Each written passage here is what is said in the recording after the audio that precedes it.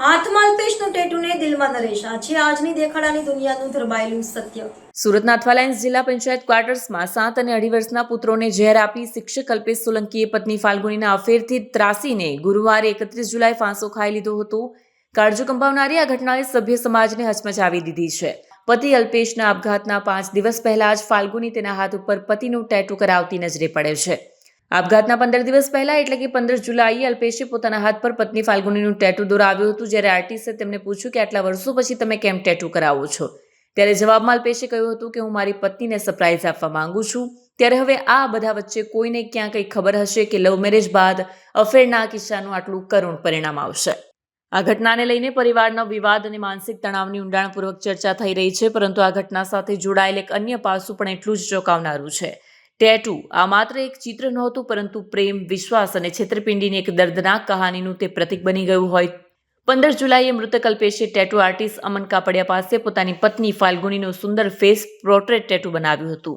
જ્યારે અમન કાપડિયાએ અલ્પેશને આ ટેટુ બનાવવાનું કારણ પૂછ્યું ત્યારે અલ્પેશે હસતા હસતા જવાબ આપ્યો હતો કે તે ફાલ્ગુનીને સરપ્રાઈઝ આપવા માંગે છે. તેમની વાતચીતમાં પ્રેમના સ્પષ્ટ અને ખુશીની લાગણી સ્પષ્ટ દેખાઈ આવતી હતી.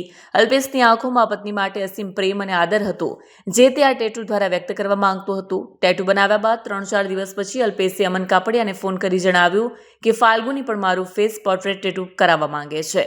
26 જુલાઈના રોજ આ ઘટનાના 5 દિવસ પહેલા અલ્પેશ, ફાલ્ગુની અને તેમના 2 બાળકો સાથે સ્ટુડિયો પર પણ ગયા હતા.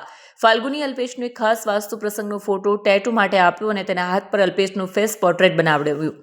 આ સમયે અલ્પેશ પણ તેની બાજુમાં બેઠો હતો અને સ્ટુડિયોના સીસીટીવીમાં આખો પરિવાર એક સાથે ખુશ જોવા મળ્યો હતો. આ દ્રશ્ય સામાન્ય લાગતું હતું, પરંતુ પાછળની વાસ્તવિકતા કંઈક જુદી જ હતી. ટેટુ આર્ટિસ્ટ અમન કાપડિયાએ આ ઘટના પર ગંભીર દુઃખ વ્યક્ત જણાવ્યું કે જ્યારે અલ્પેશ પહેલીવાર ટેટુ કરાવવા આવ્યા ત્યારે મને કોઈ અસામાન્ય લાગણી થઈ નહોતી. મેં તેમને પૂછ્યું, મેં આટલા વર્ષો પછી ટેટુ કેમ કરાવો છો? ત્યારે તેમણે કહ્યું કે પત્નીને સરપ્રાઈઝ આપવા માંગે છે. બાદમાં જ્યારે ફાલ્ગુની ટેટુ કરાવવા આવી ત્યારે પણ આખો પરિવાર ખુશ હતો. મને કલ્પના પણ નહોતી કે તેમના જીવનમાં આટલો મોટો વિવાદ ચાલી રહ્યો છે.